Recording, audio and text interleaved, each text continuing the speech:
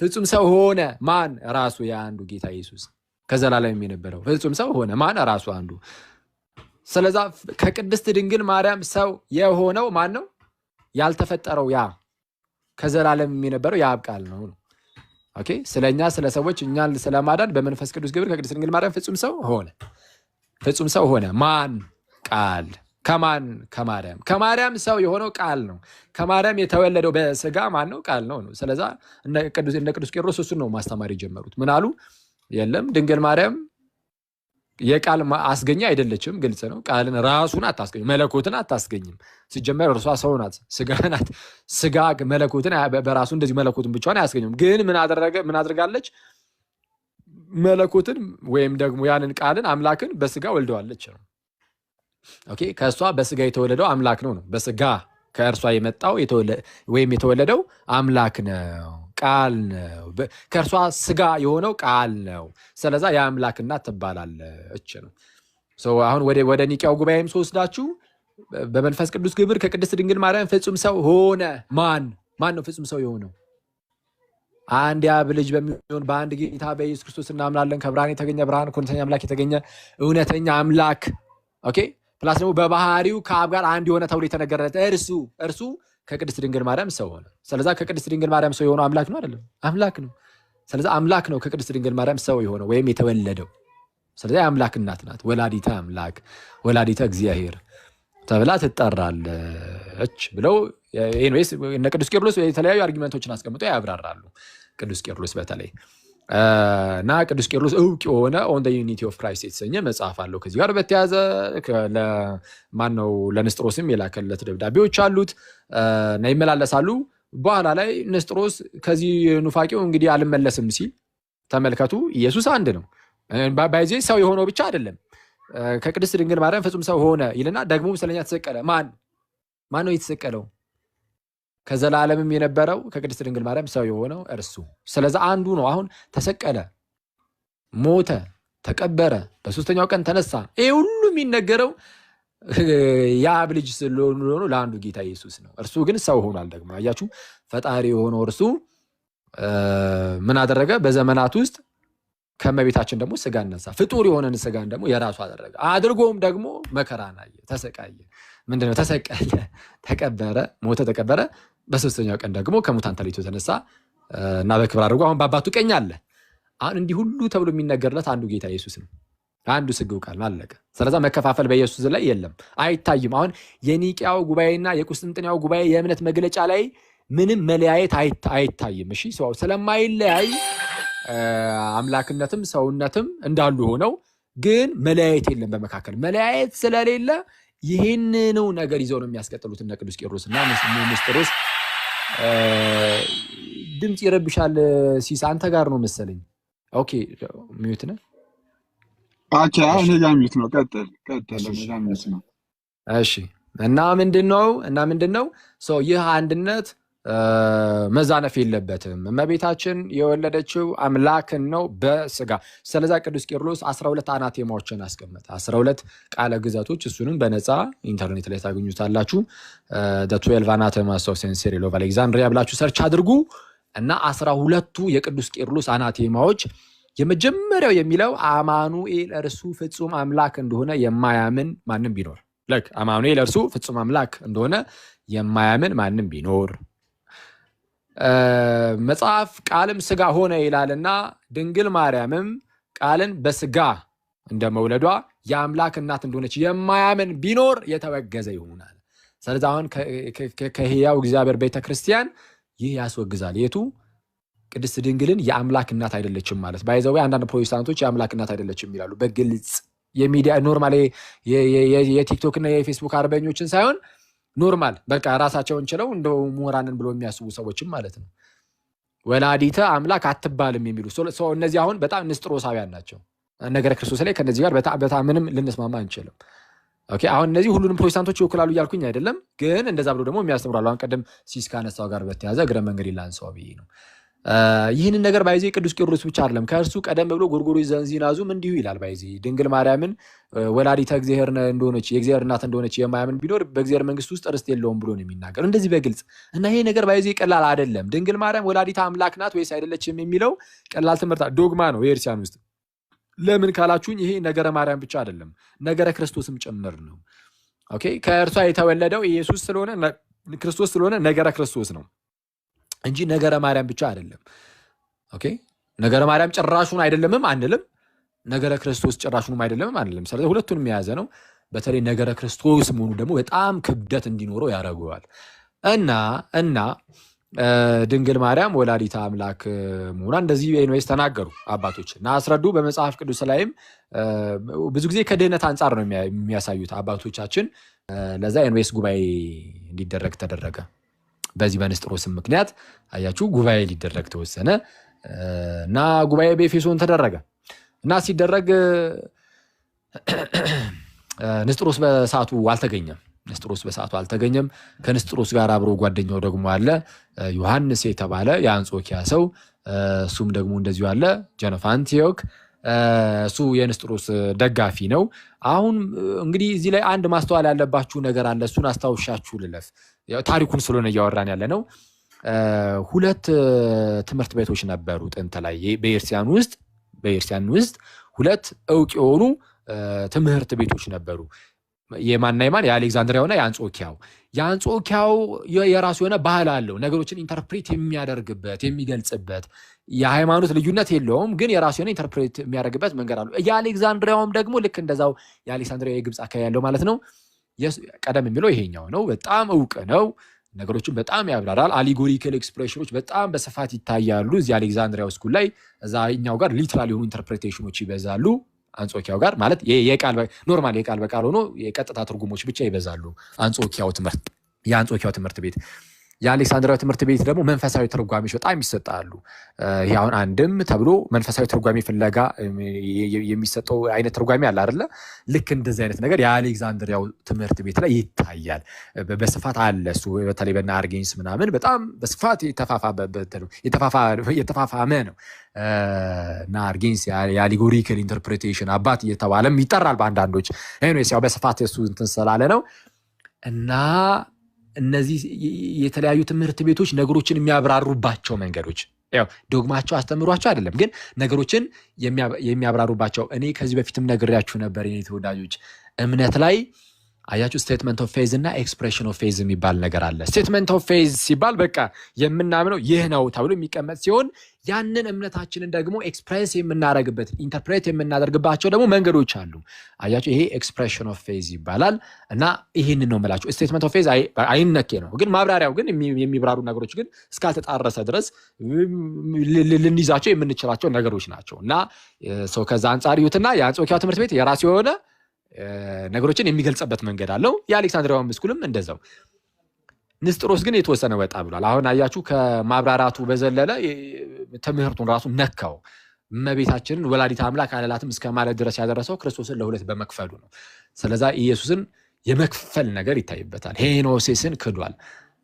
አሁን እሱ ኤንዌስ ተወገዘ፣ አልተገኘም ጉባኤው ላይ በሰዓቱ ሳይገኝ ቀረ። እንግዲህ ምክንያቶቹ ምንድናቸው ምናምን የሚሉትን ሂስቶሪያኑ የተለያየ ምክንያት ያስቀምጣሉ። የታሪክ ምሁራን ለምን ቆየ ምናምን የሚለውን የተለያየ ምክንያት ይሰጣሉ። ያም ሆነ ግን በጊዜው ሊደርስ አልቻለም። ስለዚህ ሆን ብሎ እያዘገየ እንደሆነ ስለጠረጠረ ቅዱስ ቄርሎስ ማለት ነው። ቅዱስ ቄርሎስ አይ ንስጥሮስ ሆን ብሎ ይህንን ጉባኤ እያዘገየ ነው የሚል ግምትን ገመተ እና ግምቱ አኪውሬት ነው አይደለም። ሂስቶሪያኑ የተለያዩ ነገሮችን ያስቀምጣሉ። ያም የሆነ ይህ ግን ቅዱስ ቄርሎስ እንግዲህ በተባለበት ቀን ተደረገ። ኤንዌስ ኦኬ ተደረገ፣ ተጠብቆ ማለት ተጠበቀ፣ አልመጣ ሲል ተደረገ። እነ ዮሐንስ ዘአንጾኪያም እየመጡ ነበረ። እነሱም መንገድ ላይ ረፈደብን አይነት ስታፍ ተጫወቱ። ኤንዌስ እንደዚህ አይነት ነገርን ተናገሩ እና በቃ የታዩት እነሱ እንደምንድን ነው ሆን ብሎ ለማደናቀፍ ጉባኤውን። ስለዛ ጉባኤው ተደረገ። ይሄ ጉባኤ ዓለም አቀፋዊ ነው። የኤፌሶን ጉባኤ 431 ዓመተ ምህረት ላይ ተደረገ። 431 ዓመተ ምህረት ላይ እና ይህ ጉባኤ ተደረገ። ጉባኤው 12ቱን የቅዱስ ቄርሎስን አናቴማ ቀጥታ ይህ የአባቶቻችንን እምነት የመጽሐፍ ቅዱስን እምነት አዎ በግልጽ የሚያስቀምጥ ነው ተብሎ 12ቱ አናቴማዎች ተቀመጡ። ኦኬ። ስለዚህ አሁን እነዛ 12ቱ አናቴማዎች የቅዱስ ቄርሎስ ብቻ ሳይሆኑ የቤተክርስቲያን ሆኑ ማለት ነው። አያችሁ፣ ቤተክርስቲያን አሁን በዛ በዓለም አቀፋዊ ጉባኤ ላይ ባታጸድቃቸው ኖሮ የግለሰብ ይሁንና ከዛን ከቤተክርስቲያን ጋር ከተስማማ ኦኬ እንላለን። አሁን ግን ይሄ የቅዱስ ቄርሎስ ብቻ አይደለም፣ የቤተ ክርስቲያን ናቸው እነዚህ። አሁን ይሄ ቀጥታ የዓለም አቀፋዊታ ቤተ ክርስቲያን ናቸው፣ ቤተክርስቲያን አናቴማዎች ናቸው። ተወገዘ። ንስጥሮስ ከነ ምንፍቅናው እንግዲህ ከነስተት ትምህርቱ ማለት ነው ተወገዘ። እነ ዮሐንስ ዘአንጾኪያ በኋላ ሁሉ ነገር ካለቀ በኋላ ደረሱ። እንግዲህ እንደው አንድ አጋጣሚ ሆኖ ሊሆን ይችላል፣ አሊያም ደግሞ ሆን ብለው ንስጥሮስ እንዳይወገዝ ሆን ብለው እንቅፋት ለመሆንም ሊሆን ይችላል። እና እንዳልኳችሁ ግን የታሪክ ምሁራኑ የተለያየ ምልከታ ነው የሚሰጡት። ለምሳሌ ቶሎ ደርሶ ዮሐንስ ዘአንጾኪያ ማለት ነው ጉባኤው ላይ ቶሎ ደርሶ እንዳይወገዝ ሆን ብሎ የሆነ ነገር እንደው ማድረግ ይችል ነበር ተከራክሮ የሚሆን ምንም ይሁን የሚሉ አንዳንድ አሉ። አንዳንዶች ደግሞ አይ በቃ እሱ እንዳይወገዝበት ብሎ ነው ሆን ብሎ ለማደናቀፍ ለማዘግየት ነው እንደዚህ ያደረገው የሚሉም አሉ። እና አውጣኬ እንደዛ እንዳላስመስለው ስጋውን ዲናይ እንዳረገ የክርስቶስን ስጋ እንደካደ አድርገው እና አውሳቢዮስ መካር ጀመሩ። እነ ፍላቪያን ደግሞ ተነስተው ነበር ወደ ቁስጥንጥንያ አካባቢ ማለት ነው እንግዲህ ከነ ንስጥሮስ ምናምን በኋላ ማለት ነው። እና በዚህ ሰዓት እነ ቅዱስ ቄርሎስም አልፈዋል። እነ ቅዱስ ቄርሎስን ተክቶ ደግሞ የመጣው ዲዮስቆሮስ ነው፣ ቅዱስ ዲዮስቆሮስ ነው። እና ፍላቪያን ጉባኤ አደረገ ቁስጥንጥንያ ላይ። ኦኬ ጉባኤ አደረገና አውጣኬን እንዲገኝ አደረገ። አውጣኬ የተወሰነ ቀረ፣ በኋላ ኤንዌይስ ተገኘ እና እምነቱን ኮንፌስ እንዲያደርግ እንትን አሉት፣ የግድ አሉት። እና በጣም ያስጨንቁት ነበር። አውጣኬ የክርስቶስን ስጋ አልክድም አለ። የክርስቶስ ስጋ ከእመቤታችን የነሳው እንደሆነ ስለ ድህነታችን ከእመቤታችን የነሳው እንደሆነ አምናለሁ። አይ ከእመቤታችን አልነሳም የሚሉትን ከሰማይ ይዞት መጣ የሚሉትን ሁሉ አወግዛለሁ፣ እቃወማለሁ። እና ክርስቶስ በእርግጥም የክርስቶስ ስጋ አልጠፋም አለ የሚለውን እምነቱን እርግጥ አድርጎ ተናገረ። ግን ደግሞ አንድ ነገር ካደ። ምንድን ነው? ኦኬ እንዲህ የምትል ከሆነ ኢየሱስ አምላክ እንደመሆኑ ከአብ ጋር አንድ ነው። ኦኬ ከአብ ጋር አንድ ነው፣ እኩል ነው፣ ኮንሰብስታንሻል ነው። ሰው እንደመሆኑ ከኛ ጋር አንድ ነው፣ እኩል ነው ብሎ ጠየቁት። ሰው እንደመሆኑ ከኛ ጋር አንድ ነው ወይ ከኃጢአት በስተቀር ማለት ነው ብሎ ሲጠይቁት አውጣኬ እዚህ ላይ ነው በጣም የፈራው። አያችሁ፣ አሁን አውጣኬ ቴዎሎጂያን አይደለም፣ የቴዎሎጂ ምሁር አይደለም። አሁን ችግር የሚሆነው እንደዚህ ነው። አሁን ላይም እንደዚህ ነገር ይታያል። ቴዎሎጂውን ያልተረዱ ሰዎች ለኢርሳን ባላቸው ቅንዓትም በምንም ተነስተው እንተንትን ይላሉ። እንደዛ አይደረግም። አየህ ቴዎሎጂ ዝም ሁሉም ይላል እኮ ጎርጎርዮስ ዘእንዚናዙም ወዳጄ ሆይ ሁሉም ሰው ቴዎሎጂያን አይሆንም ብሎ ይናገር። በቃ ቴዎሎጂያንነት ለሁሉም አይደለም። ቴዎሎጂ ለሁሉም ዝም ብሎ እንደ የተሰጠ አይደለም። ኦኬ እና አውጣኬ የአንድ ምንድነው ገዳም አስተዳዳሪ አይነት ነገር አበምኔት አይነት ነገር ነበር፣ አርኪሜንድራዊት ነገር ነበር። እና ሞንክ ነው፣ መነኩሴ ነው፣ ቴዎሎጂያን አይደለም። እና በሰውነቱ ከኛ ጋር አንድ ነው፣ ኮንሰብስታንሻል ነው ከኛ ጋር ተብሎ ሲጠየቅ መፍራት ጀመረ ለመናገር። አሁን እንደዚህ የመካድ ነገር አይደለም፣ ግን ይፈራል። እግዚአብሔርን ፈራ እና እኔ እንደው ይህንን ቃል ለመጠቀም እፈራለሁ ይላል። እሱ ራሱ አውጣኬ ራሱ ሲጠየቅ ይህንን ቃል ለመጠቀም እፈራለሁ፣ ያ ስጋ የአምላክ ስጋ ሆኗል። የአምላክ ስጋ ሆኖ ደግሞ ከኛ ጋር ደግሞ በስጋው አንድ ነው፣ እንዴት ብዬ ልበል? ኧረ ፈራሁኝ ይላል። ኦኬ ያው እንግዲህ ያው ምስኪንነት ነው። በጣም የሚያሳዝነኝም ለዚህ ነው። አያችሁ ቴዎሎጂያን ስላልሆነ በቃ እንደው ፍራቻው ያዘውና ሲጠየቅ ምን ማለት ጀመረ? በደንብ አድርጋችሁ ስሙ፣ ይሄንን እንደው ድንግል ማርያም ከኛ ጋር አንድ ናት ይላል። እያያችሁ ነው። ኢየሱስ ራሱ በስጋው ከኛ ጋር አንድ ነው ተብሎ ሲጠየቅ ያውጣኬ መልስ ስጋውን ከመቤታችን የነሳው ይልና ከመቤታችን ነስቶታል። እመቤታችን ደግሞ ከኛ ጋር አንድ ናት ይላል። እመቤታችን አንድ ናት። ኦኬ እሱ ግን በስጋው አንድ ነው አይደለም። እሱ በቃ ለመመለስ እምቢ አለ፣ ወደኋላ አለ። በጣም እፈራለሁ እንደዚህ ብዬ ለመናገር አለ። ኦኬ አሁን ይሄ አገላለጽ ጉዳይ ነው። ስጋው ስለዛ ጠፍቷል? አልጠፋም። ስጋው አለ? አዎ አለ። የምርም ተርቧል? አዎ ተርቧል። ተጠምቷል፣ ተሰቅሏል፣ አዎ የህመምን ሁሉ ተሸክሟል። ኦኬ ግን ዱዋል ኮንሰብስታንሻሊቲ የሚባል ነገር አለ በክርስትና ውስጥ። ዱዋል ኮንሰብስታንሻሊቲ ወይም ደብል ኮንሰብስታንሻሊቲ እያሉ ይጠሩታል። ስለዚህ ምንድነው ዱዋል ኮንሰብስታንሻሊቲ? ጌታችን ኢየሱስ አምላክ እንደመሆኑ ከአባቱ ጋር አንድ ነው፣ ሰው እንደመሆኑ ከእኛ ጋር አንድ ነው። ስለዚህ ፍጹም አምላክ ፍጹም ሰው ነው። ፍጹም ሰው ነው ማለት ከእኛ ጋር አንድ ነው። ከምን በስተቀር? ከኃጢአት በስተቀር በነገር ሁሉ እኛን ሊመስል የተገባ ሆነ ተብሎ እንደተነገረ በቅዱስ ጳውሎስ ዕብራውያን ምዕራፍ 4 ላይ ማለት ነው 5 ላይ ሰው ምንድነው አሁን አውጣኬ ይህን ነገር ፈራ። ስለፈራ እነ ፍላቪያን አወገዙት። በማውገዝ ደረጃ ሊወገዝ የሚገባ አይነት ሰው ነው ብዬ አላምንም። አሁን ሂስቶሪያንም አያምኑም። ሂዝ ናት ኮንፈርምድ ሄረቲክ ብለው ነው የሚያምኑት። አሁን ላይ ያሉ ትልልቅ ኮንቴምፖራሪ ሂስቶሪያን እነ ጄንዲ ኬሊን ጨምሮ ይረብሻል ድምፅ ሲስ ከይቅርታ ጋር አየህ አንተ ስለማታወራ ሚውት አድርግልን ለርመት ረብሸን ይቅርታ ይቀጥል አያስቀልር። በእርግጥ አውጣኬ ከተዋህዶ በኋላም ኦፍቱ ኔቸር ሳይሆን ከተዋህዶ በፊት ነው ኦፍቱ ኔቸር ስምለው የሚል ነገር አለው። ያም ሆነ ግን አላወሳስብባችሁ ፕሊስ። ደግሞ ችን ቃል ስለተጠቀምኩኝ ብቻ እስካሁን ድረስ ያወራነው ነው እንዳትረሱ።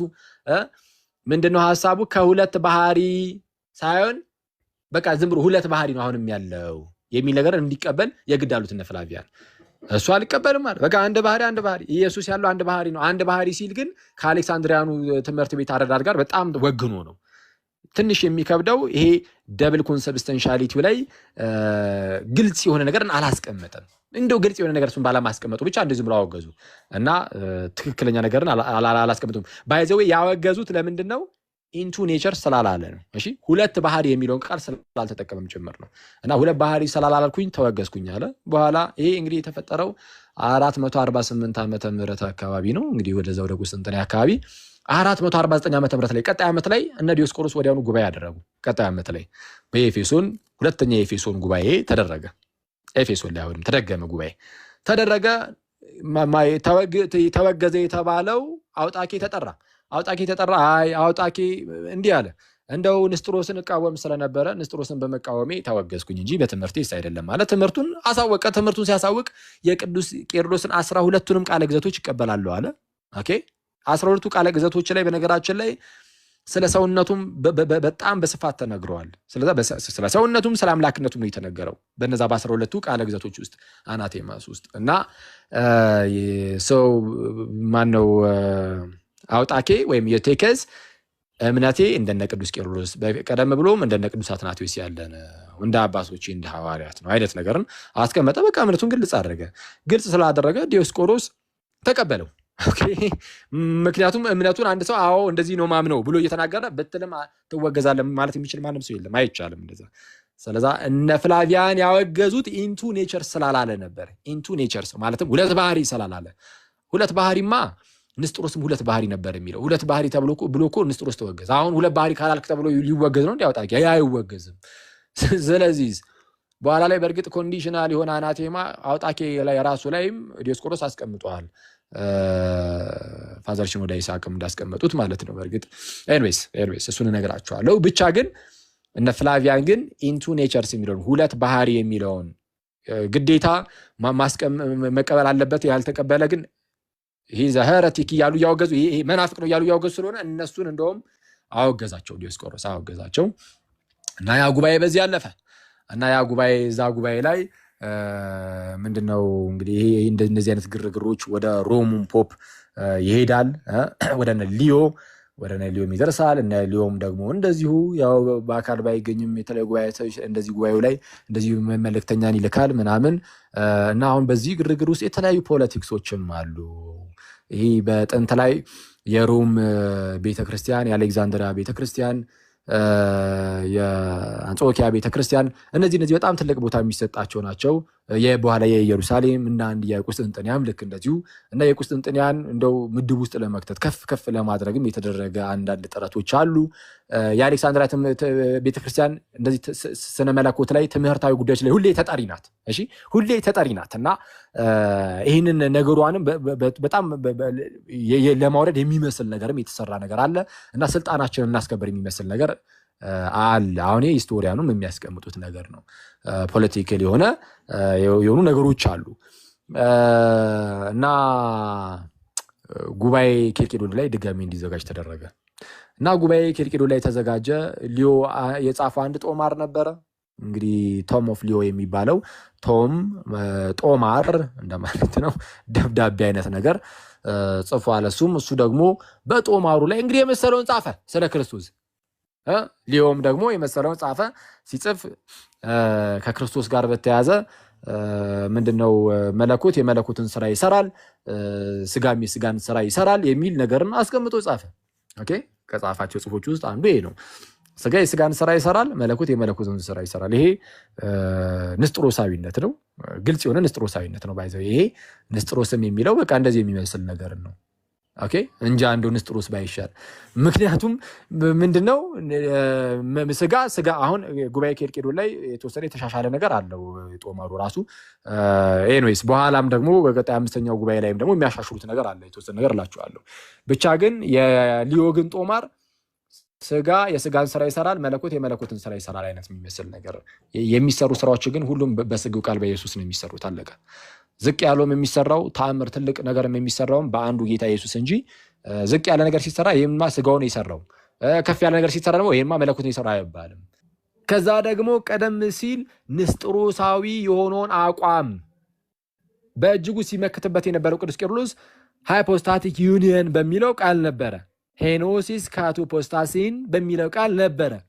ይህንን ራሱን ውህደት የሚለውን ማለት እሱንም አልተጠቀሙትም ነበረ። ሃይፖስታቲክ ዩኒየን የሚለውንም በኋላ 5ኛው ላይ ተጠቅሞታል፣ አካተቱት። በኋላ 4ኛው ላይ ግን ባለማካተታቸው በኋላ የተዋህዶ ተንታኝ ሆነው ሳዊሮስ ዘአንጾኪያም ይህንን ነገር እያነሳ ይወቅሳቸው ነበረ። ኦኬ፣ ይወቅሳቸው ነበር። እና ምንድነው አሁን እንግዲህ አትሊስት አሁን ላይ ባሉ ምሁራን የሚነገረው ነገር ምንድነው? ጉባኤ ኬልቄዶን ላይ አሁን ዌይ ኦፍ ኢንተርፕሬቴሽናችን ኢንተርፕሬት የምናደርግበት መንገድ የአንጾኪያው ትምህርት ቤት በፊት ኢንተርፕሬት የሚያደርግበት መንገድ ገኖ ወጣ። እዛ ላይ ከአሌክሳንድሪያው ትምህርት ቤት ይልቅ የሚመስል ነገርን ያስቀምጣሉ። እንደነ ቪሲ ሳሙኤል ያሉ በጣም እውቅ የሆኑ ምሁራንም ደግሞ እነዚህ የህንድ ኦርቶዶክስ አባት ናቸው። እኚህ አባት በጣም እዚህ ጉዳይ ላይ እንጃ በጣም ብዙ የሰሩ ሰው ናቸው። በጣም ብዙ ጥናት ያደረጉ ሰው ናቸው። እኛ ሀገርም ነበሩ። ቬሲ ሳሙኤል እኛ ሀገርም ነበሩ። የቅድስት ሥላሴ መንፈሳዊ ኮሌጅም ዲን ነበሩ አይ ቲንክ። እና አማርኛ የተወሰነ ይናገራሉ። እንግዲህ ያለፉ ሰው ናቸው። አሁን ላይ እና በጣም ብዙ ቋንቋዎችን ያውቃሉ።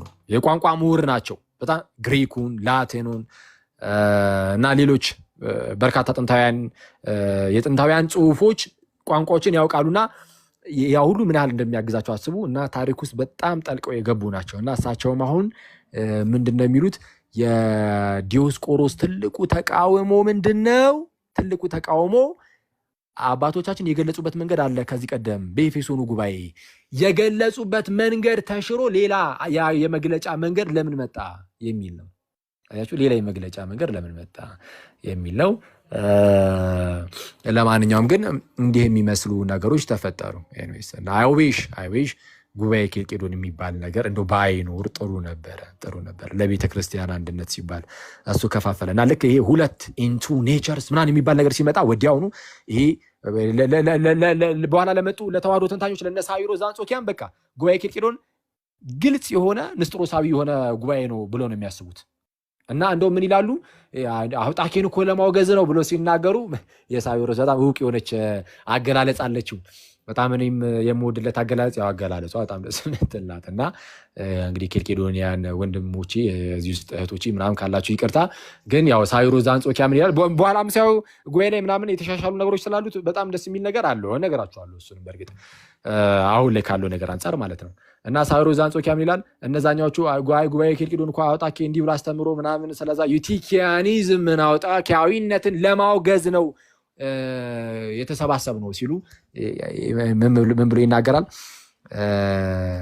ይሄ የአውጣኪያዊነትን ሰይጣን ይላል ሳዊሮስ ዘአንጾኪያ ሲናገር የአውጣኪያዊነትን ሰይጣን በንስጥሮሳዊው ቤልዜቡል ለማውጣት እንደሚፈልጉ አይነት ሰዎች ናቸው ጉባኤ ኬልቄዶን ላይ የተሰባሰቡ አባቶች እና ጉባኤ ኬልቄዶንን የሚደግፉ አባቶች እንደዛ የሚመስሉ ናቸው ብሎ ይናገራል። እየሰማችሁ ነው። ልክ ለምሳሌ ፈሪሳውያን ጌታችን ኢየሱስን ልክ ሲቃወሙት ይሄ በአጋንንት አለቃ በቤኤልዜቡል አጋንንትን ያወጣል አይደል? እና ቤኤልዜቡል ትልቅ ነው እና አጋንንትን ያወጣል በአለቃቸው ማለት ነው፣ በአጋንንት አለቃ። እና ይህንን ደግሞ በትምህርት አይነት አድርጎ በምን መልኩ ተጠቀመበት ሳዊሮስ ዘአንጾኪያ? የአውጣኪን ሰይጣን የአውጣኪያዊነትን ሰይጣን በንስጥሮሳዊነት ቤልዜቡል ነፃ ለማውጣት እንደሚፈልጉ አይነት ሰዎች ነው የሚመስሉ፣ እንደዛ ነው የሚመስሉኝ የጉባኤ ኬልቄዶንን የሚደግፉ ሰዎች ብሎ ይናገራል። እና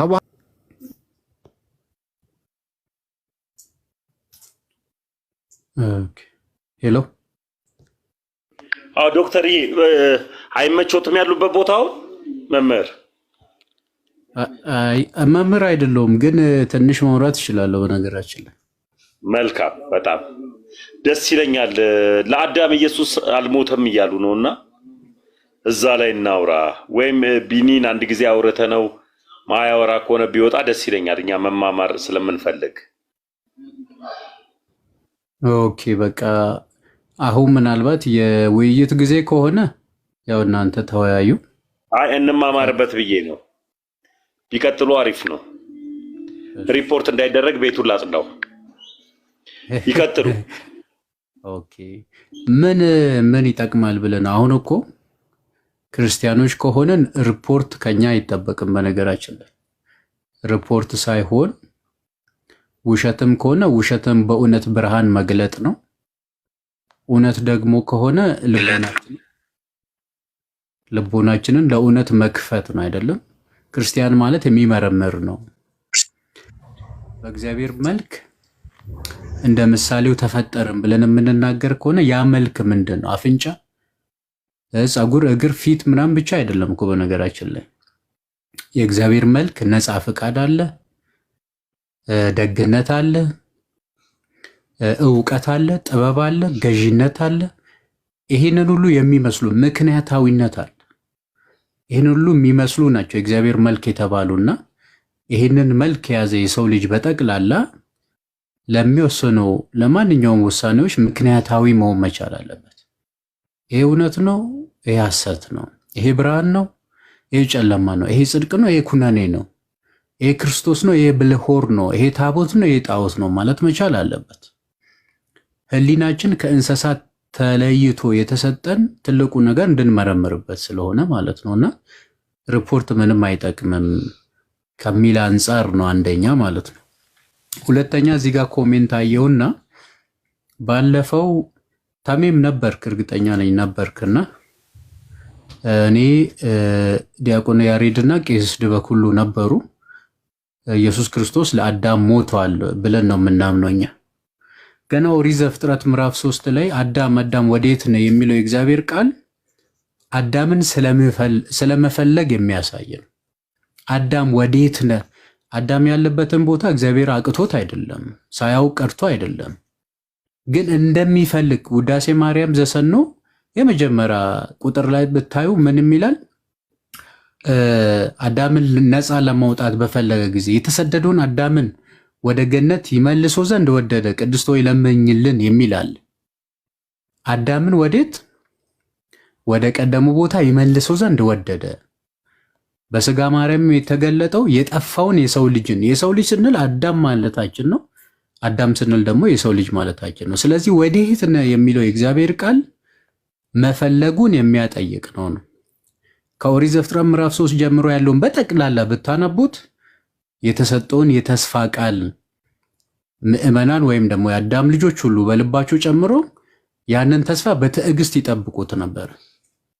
ብሉይ ኪዳንን እያንዳንዱን ክፍል ብታነቡት ከክርስቶስ ኢየሱስ ጋር ግንኙነት ያለው ነው። እሱን መጠበቅን፣ እሱን መፈለግን፣ እሱን መሻትን የሚያጠይቁ ናቸው በጠቅላላ በዮሴፍ ታሪክ ውስጥ፣ በአብርሃም ታሪክ ውስጥ፣ በይስሐቅ ታሪክ ውስጥ፣ በያዕቆብ ታሪክ ውስጥ፣ በሙሴ ታሪክ ውስጥ፣ በኢያሱ ታሪክ ውስጥ፣ በእያንዳንዱ በነቢያትም በመዝሙራትም በሕግ መጽሐፍትን ስትመለከቱት ዋናው የሚያሳየው አካል ክርስቶስ የሚባለውን ነው። ኦኬ። እና ያ ክርስቶስ ደግሞ ለሰው ልጅ ሁሉ የሞተ ነው። እኔ አሁን የምነግራችሁ የሐዋርያ ሥራ ምዕራፍ 1 ቁጥር 18 ላይ የይሁዳን ታሪክ ስትመለከቱ እዛች ጋ ነው እኛ የምናምነው። በቃ ይሁዳ ነው ወደ ሲኦል ገብቷል ብለን የምናምነው። አንደኛ ወደ ገዛ መንገዱ አዘነበለ፣ እሱ የተዋትን አገልግሎት ደግሞ የሁሉም ልብ የምትመረምር ጌታ ኢየሱስ ሆይ አሉት አይደለም? ከነዚህ ከሁለቱ አንዱን ምረጥ አሉ። ማቲያስ እድሉን ወሰደ አይደለም? ከዛ በፊት ያሉት በጠቅላላ ግን እኛ የምናምነው ክርስቶስ ኢየሱስ ሲኦልን መዝብሯል፣ የመወርወራውን ብረት ሰብሯል፣ ምርኮን ማርኳል። እንደውም ትምህርተ ኅቡዓት የሚባል መጽሐፍ አለን፣ የቤተክርስቲያን የጸሎት መጽሐፍ። ለክርስቲያኖች የሚነገር ነው፣ ለማያምኑ ሰዎች የሚነገር አይደለም። እንደውም የዲያብሎስና የክርስቶስ ንግግርን የሚገርማችሁ ነገር ዲያብሎስ አንድም ቦታ ላይ ክርስቶስ ኢየሱስ የእግዚአብሔር ልጅ መሆኑን ሳያውቅ ነው የተጠመደው። በነገራችን ላይ ሳያውቅ ማለት ነው። ትዝ ይላችኋል የማቴዎስ ወንጌል ምዕራፍ 3 ላይ እንዲህ የሚል ነገር አለ። በነገራችን ላይ አብ በደመና ሆኖ የሚወደው ልጅ እርሱ ነው አለ አይደለም? እርሱን ስሙት አለ። ያኔ ነው ፈተና የጀመረው። የቀመሱት እነዛ አካላት ያውቃሉ። ስለዚህ የሚሉት ምንድን ነው? አረ በቃን፣ ከዚህ የተሻለ ሌላ ምርጫ እንፈልጋለን ነው። ቢዮሎጂካሊ እንኳን የምትመለከቱት ከዚህ የተሰበከው ስብከት ምንድን ነው? ውጡ የሚል ነው። ወደ ራሱ መንግስት ማፍለስ ስለሆነ ይሄ በጣም የታመነና የተረጋገጠ እውነት ነው። ሌላ የተነሳ አንድ ቃል አለ። በቀደም ስናወራ ለሰዶምና ለገሞራ በፍርድ ቀን ፍርድ ይቀልላቸዋል ነው የተባለው እንጂ አይፈረድባቸውም አልተባለም የሚል ቃል አለ። ፍርድ ይቀልላቸዋል ይላል እንጂ አይፈረድባቸውም አይልም። ምክንያቱም እነዚህ ቤተሳይዳን እነ ቅፍርናሆምን በጌታችን በኢየሱስ ክርስቶስ ባለማመናቸው ተችሷቸው ነበር አይደለም? አንቺ ቅፍርናሆም እስከ ሰማይ ከፍ ከፍ አልሽ፣ ወደ ሲኦልም ትወርጃለሽ። በአንቺ የደረገው ተአምር በሰዶምና በገሞራ ቢሆን ኖሮ ንስሐ በገቡ በዳኑ ነበር። በፍርድ ቀን ግን ከአንቺ ይልቅ ለሰዶምና ለገሞራ ይቀልላቸዋል የሚል አለ አይደለም? በሚገርም ሁኔታ የእኛ ቤተክርስቲያን አስተምሮ ምንድን ነው? በኢየሱስ ክርስቶስ ለፍርድ በሚመጣበት ሰዓት ቀላልና ከባድ ፍርድ የሚባል የዕድሜ ልክ ፍርድ 20 ዓመት 30 ዓመት የሚባል አሁን እኛ በዓለማዊ ፍርድ ቤት የምናውቀው አይነት አይደለም። ፍርድ ማለት ነው። ይቀልላቸዋል የተባለው ምንድን ነው? እስከ ሐዲስ ኪዳን ክርስቶስ እስከሚገለጥበት በሞቱ ሞትን እስከሚሰብርበት ነፃውነትን እስከሚያውጅበት ሰዓት ያለውን ፍርድ ነው። ዘመነ ኩነኔውን ማለት ነው። የጨለማውን ዘመን ማለት ነው። የሞትን ዘመን ሞት ነገሰ ተብሎ የተነገረለት ዘመን እስከዛ ድረስ በፍርድ ውስጥ መሆንና ዘመን ለማይቆጠርለት ለዘላለም በፍርድ ውስጥ ወይም በሲኦል ውስጥ መኖር እጅግ በጣም የሚለያዩ ጉዳዮች ናቸው። ስለዚህ ይቀልላቸዋል የሚለው ቃል ምንን የሚያሳይ ነው? ጌታ እስከሚመጣ ድረስ ያለውን የእነሱን የፍርድ ጉዳይ እንጂ ጌታ ከፍርድ በኋላ አሁንም እነሱን እዛ ውስጥ ያቆያቸዋል የሚል ሀሳብ አይደለም። መቅለልና መክበድ የሚለው ከዚህ አንጻር የሚታይ ነው። ለዘላለም መሞትና ለ5500 ዘመን መሞት እጅግ በጣም የሚለያዩ ነው። ይህንን የሚያሳይ ነው በሚል እናስቀምጣለን ማለት ነው እሱ እንጂ በተረፈ እኛ የምናምነው ሁሉንም ነፃ አውጥቷቸዋል። ቅድም ተሜ ሙስሊሞችም ቢሆኑ ድነዋል ያልኩ ነገር መዳም ማለት ምን ማለት ነው? በአዳም ኃጢአት አይጠየቁም ማለታችን ነው እንጂ የዘላለምን ሕይወት ይወርሳሉ ማለታችንን አይደለም። በአዳም ኃጢአት የሚጠየቅ ማንም ሰው የለም ነው። የሚያምንም የማያምንም አህዛብም፣ ኤትስትም፣ ቡድሂዝም፣ ሂንዱይዝም ማናቸውም ቢሆን አንተ አሁን የሚፈረድብህ ከአዳም ኃጢአት የተነሳ ነው ማለት አይደለም። ነገር ግን ከምንድን ነው ፍርዱ? በልጁ በኢየሱስ ክርስቶስ ካለማመናቸው የተነሳ ነው። ያንን ጸጋ እርቃን ነበርን፣ ጸጋ አልብሶናል። ስደተኞች ነበርን፣ ባለርስት አድርጎናል። ባሪያዎች ነበርን፣ አባ አባባ ብለን የምንጮህበት የልጅነት ጸጋን ሰጥቶናል። ተመልከቱ። በሞት ጥላ ውስጥ ነበርን፣ አሁን ወደሚደነቅ ብርሃን ወርደናል። ይሰማል?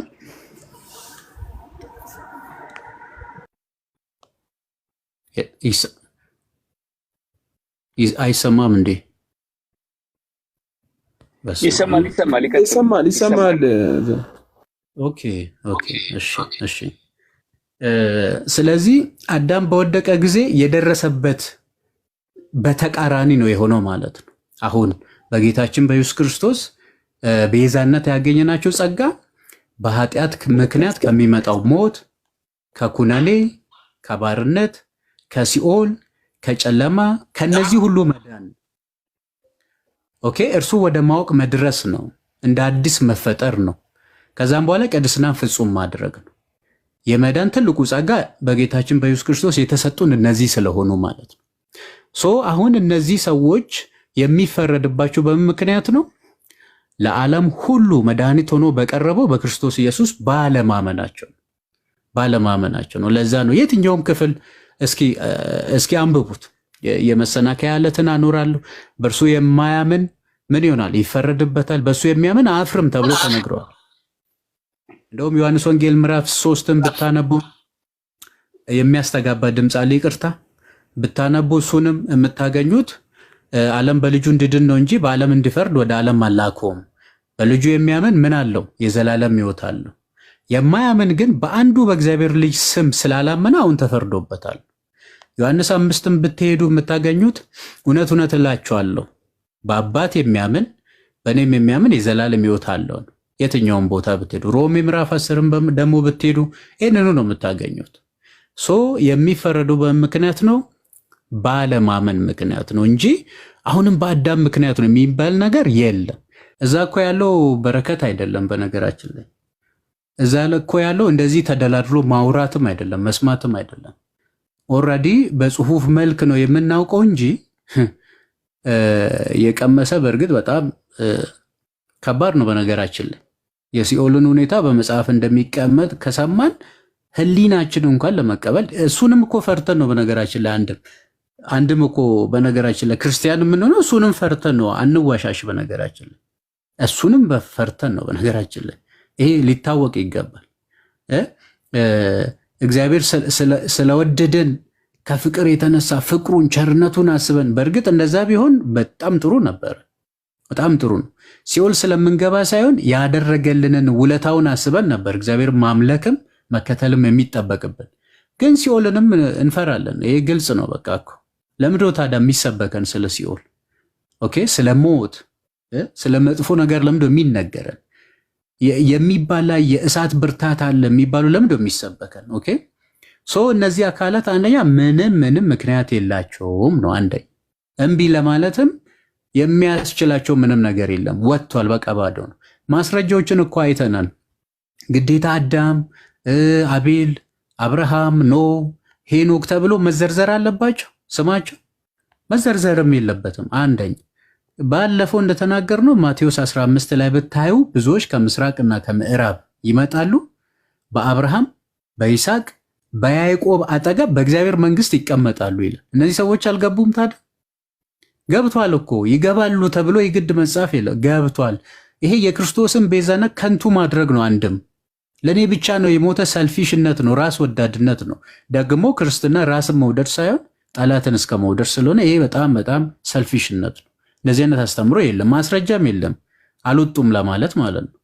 የጠየቅናቸውም ሰዎች እኮ ሁሉም ወጥቷል ወይስ ጥቂት ወጥቷል የሚል ስላልተጻፈ እንዲህ ብዬ አልናገርም ነው እንጂ አልወጡም የሚል ደፋርም የለም ሲጀመር ማለት ነው። አሉ እኮ ዶክተር አሉ አብርሃምን ጸደቀ እንጂ እኔ አዳም ወጣ ብዬ አላምንም። ከጸዲ ጋር ውይይት ሲያደርግ አዳም አልወጣም ብሎ እኮ በድፍረት እኮ ኤፍሬም ባለ ጊዜ እኮ ተናገረ እኮ ዶክተር፣ በድፍረት ተናገረ።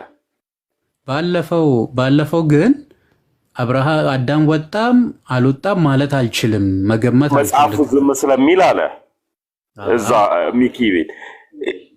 ከዛ በኋላ እኔ የሆነች ጥያቄ ጠይቄያቸው ግራ ገብቷቸው ተበታትነው አልወጡም። ከወጡ በኋላ ሙሌ ቤት ገቡ። ተበታትነው የወጣ አንድም የለም። ያንተ ጥያቄ ፈርቶ ቀስ ብለህ አውራ። እዛ ታች ታብታብ አድርግ። እኔ እየጠየቅኩ ነው፣ እየተማማርን ነው ወገኔ። ታች ታብታብ አድርግ። ሙሌ ቤት ገብተው ጸዲ ጠየቀቻቸው። የእንትና ቪዲዮ ካላችሁ የድፋባቸው ቪዲዮ ካላችሁ ትገባላችሁ ወገኖች። የድፋባቸው ቪዲዮ ካለ ጸዲ ገብታ ስጠይቃቸው አዳም ጸደቀ ሚል አንድ ስጭኝ ከሲኦል አልወጣም ብለው ነው እንትን ያሉትና ዶክተር እንደዛ ዛሬም እያሉ ነበረ። ዛሬም በድፍረት ቤቱን ከፍቶ አዳም ከሲኦል አልወጣም ብሎ እየተናገረ ነበር። እዚህ ላይ በጣም ነው ማዝነው። እኔም ድምጼ አይሰማም መሰለኝ ወገኖች። ይሰማል ይሰማል። ኧረ ያ ይሰማል። እንደዚህ እሺ ዶክተርዬ እዛ ላይ ሀሳብ ስጥበትና ከሌሎች ወንድሞች ጋር አወራለሁ። መልካም ያው ተናግረናል እኛ። ዶክተርዬ ይቅርታ፣ ኮፒል እንኳን ለምን ከፍ አናደርጋትም? ታቡ ቆንጆ ነው። 10,000 እናስገባው እስኪ የተማማርን። ዶክተርዬ ቃልዮት ያሰማልን። ቅድም እጅግ በጣም እንድትገባ ፈልጌ ኔትወርክ አስወጣኝ። ልብን የሚያሳርፍ ያውቃል ነው እየመገብከን ያለው። እግዚአብሔር አምላክ ጸጋን ያብዛል። ቃልዮት ያሰማል። እስኪ አንዴ 515 ሰዎች አንድ ጊዜ ኮፒል እንኳን የተቆራረጠ ነው። ኮፒል እንኳን 10,000 እናርጋት የተማማርን። ዶክተርዬ ቀጥልሽ።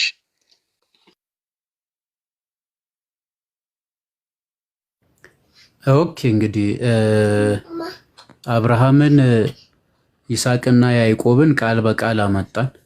በሱ ላይ ራሱ ሁለት ምልከታ ነው ያላቸውና ከዚህ በፊት ከነጆ ጋር ይመስለኛል ስንነጋገር እና አብርሃም ገነት ውስጥ ነበሩ ብሎኝ ነበር ከኔ ጋር። ይሄ ስለ ንጥቀት ኦኬ 12 ሰዓት ላይ ሰዎችን ቀጥሯቸዋል። ሂዱ እንደዚህ አይነት የወይን ቦታ አለን በስንት ትሰራላችሁ ተባሉና በ1 ዲናር እንሰራለን ተስማምቶ ተቀጠሩ ማለት ነው። ልክ ይሄው ጌታ 3 ሰዓት ላይ ሲወጣ ስራ ፈቶችን አየና እናንተ ለምን ስራ ትፈታላችሁ?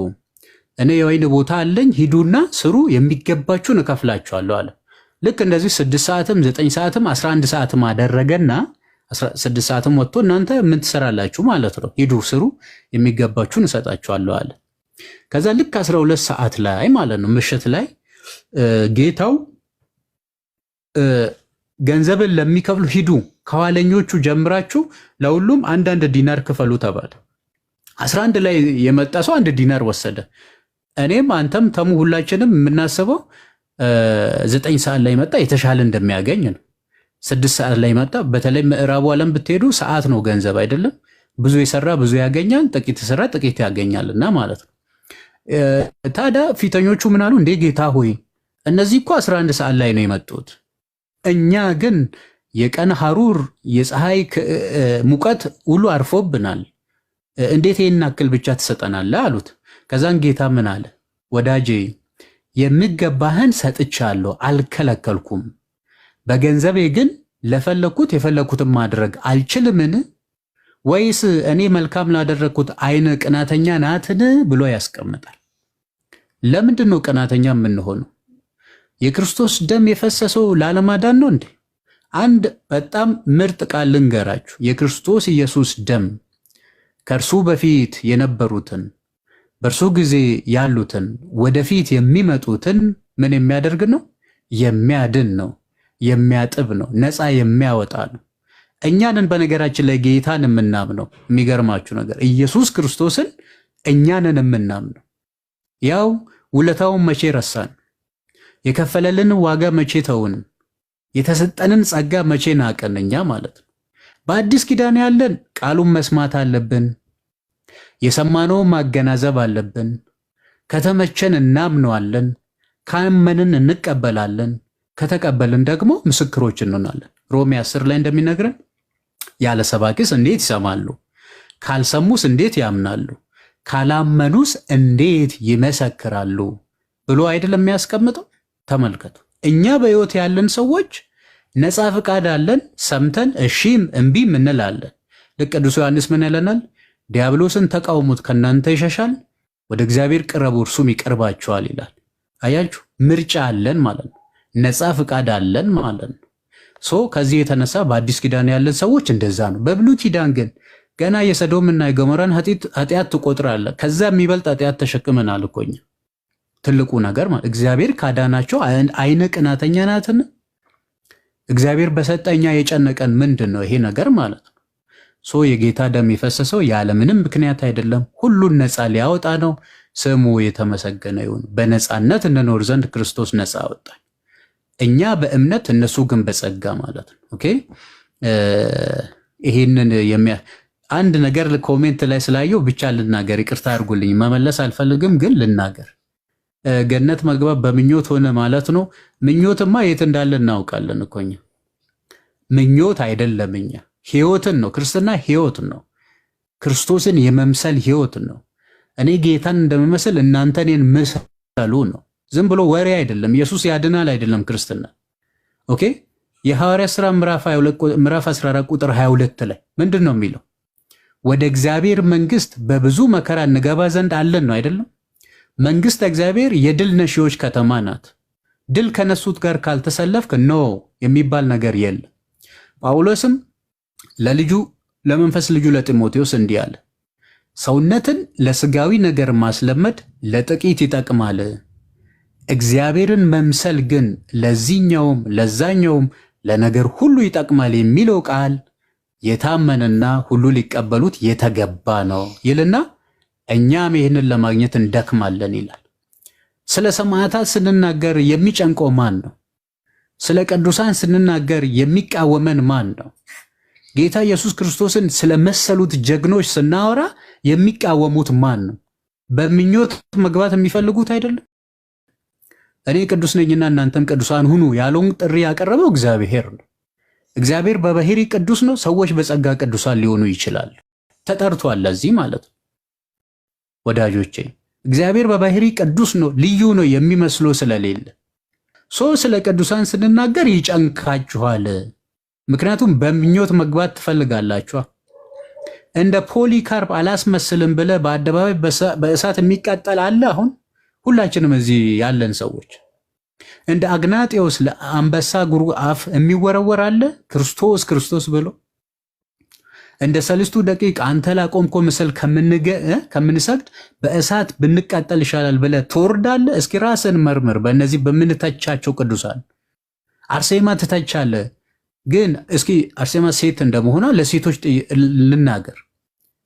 በእኛ አገርም በዓለምም ያለ ንጉስ ፈልጎክ ማለት ነው፣ ፈልጎሽ ማለት የንጉስ ምስት መባልን አሁን ታልፊያለሽ።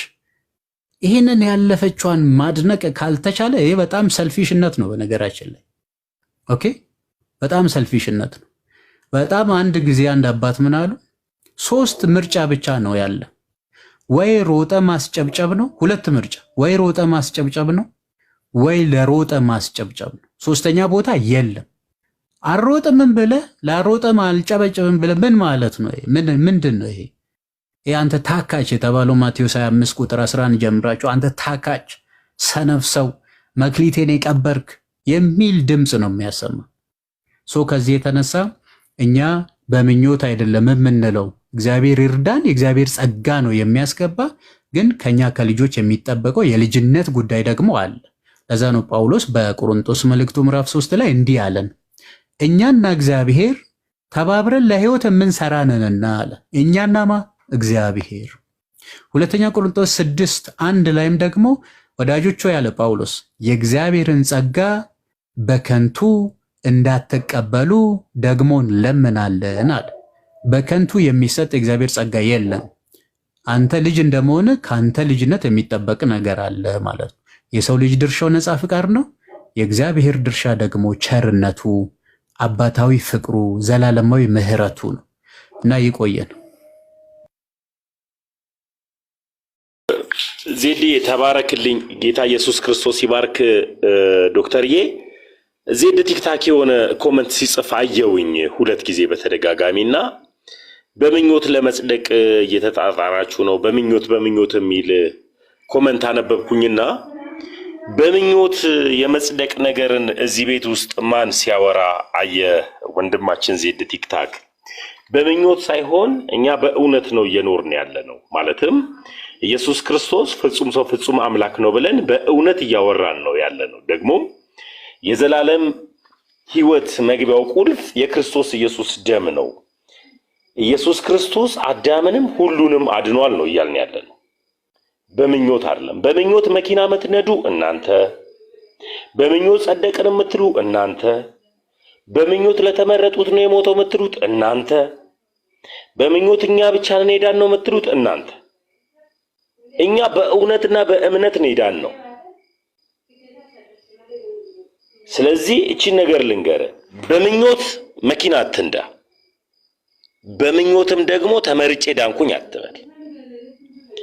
በእምነት ነው መዳን፣ አምነን ሄዳን ነው። ስለዚህ ምኞት የምትለዋን ሄደ ቤትህን ዘግተ 4 በ4 ቤቱን ዘግተ 7 ወንዶች ተሰብስባችሁ በእምነት በምኞት መኪና እንንዳ፣ በምኞት ቪኤት ላይ ቁጭ እንበል፣ በምኞት አውሮፕላን እናሽከርክር እያላችሁ የምኞትን እምነት የምታወሩት እናንተ ናችሁ። እኛ ደግሞ አምነን ነው የኖርነው፣ ተመኝተን አይደለም ኖረን ነው። ስለዚህ የምታወራውን ተጠንቀቅ፣ የማታውቀውን ነገር አትለፍለፍ። ኢየሱስ ክርስቶስ ለዓለም ነው የሞተው ያልነው አምነን አውቀን ነው። አንተ ግን ተመኝተህ ነው። አያ ለተመረጡት ነው እያልክ እየተመኘ ራስን እንደተመረጥክ እያደረክ ራስን እየሸወድክ ነው ያለው። አትመኝ፣ ኑረው። ተመርጫለሁ እያልክ ራስን አታሞኘው። አንተ መመረጥን ካረጋገጥክ ሂድና የኔን ስምን አንብበህልኝና። ስለዚህ በምኞት ቤትን ዘግተ አውሮፕላንህን መኪናን ቪኤት የኔ ነው በል፣ የሆነ ፎቅ እያየ ፎቁ የኔ ነው በል። በምኞት ኑር። መቼም ሰነፍ ነው የሚያረጋችሁ የእናንተ ምኞት። ፎቁ የኔ ነው ወሰድኩት፣ መኪናው የኔ ነው ነዳሁት፣ አውሮፕላኑ የኔ ነው አሽከረከርኩት፣ ጫማው የኔ ነው አደረኩት፣ ልብሱ የኔ ነው እያልክ በምኞት የምትጓዝ አንተ ነህ። እኛ እየኖርን ነው ያለነው። የሁለት ሰው ታሪክ አውጥተህ ሙሉ እምነቱን መስደብ አለብህ ሆይ መንቀፍ አለብህ። እሺ ታች ቁጭ ብለሽ ታብታብ አድርጊ። ተባረኪልኝ እኔ ቆንጆ እህትነት ተባረኪ። እኔ አሁንም ግራ ከገባችሁ አላውቅም፣ በሙሉ ወንጌል አማኝ ነኝ ነው። ምን አበሳጫችሁ? ሙሉ ወንጌል ነው መቀበለው። እኔ ጎምጄ መቀበለው ወንጌል የለም። ገባ? ኢየሱስ ክርስቶስ ለዓለም ሁሉ ነው የሞተው የሚለውን ሙሉ ወንጌል ሳላላምጥ ነው መቀበለው። ለተመረጡት ነው ለእንትን ነው የሚል የምፈለሳሰፈበት እግዚአብሔር የለኝም። እኔ እንዲሁ በጸጋው ዳንኩኝ ነኝ እኔ። ስለዚህ ነው በሙሉ ወንጌል ማመን ክርስቲያን ነኝ። የተሸራረፈ ወንጌል አልቀበልም። ስሙ ነው እንጂ የወንጌል አማኝ። በሙሉ ወንጌል አማኝ ካላችሁ ግቡና አስረዱ። የወንጌል አማኞች ግን አሉ፣ የምርም አሉ። ቅድም ላይ ምንድን ያልሽው ራስሽ ገብተሽ እግዚአብሔር ጨካኝ ነው ስትል ቪዲዮ ካለ ታሰማለህ ወንድም።